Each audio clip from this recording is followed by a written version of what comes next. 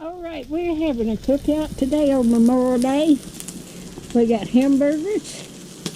We got some hamburgers and hot dogs, and I'll go back in the house and show you what we got already cooked up. So I hope y'all have a happy Memorial Day. We just remember we honor our soldiers and the freedom they gave us for this country. All right, I'll be back in a minute. All right, make baked beans and squash casserole. And I made some deviled eggs. We're going to have strawberry shortcake. And I made potato salad salad. And I bought the macaroni salad from Walmart. They've got good macaroni.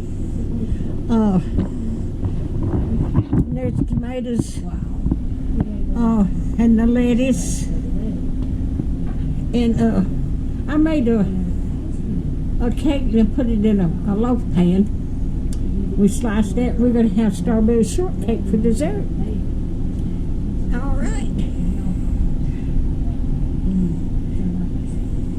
All right, if you like my videos, just like, share, and subscribe, and hit that little bell when you want to be notified when I got another video coming out.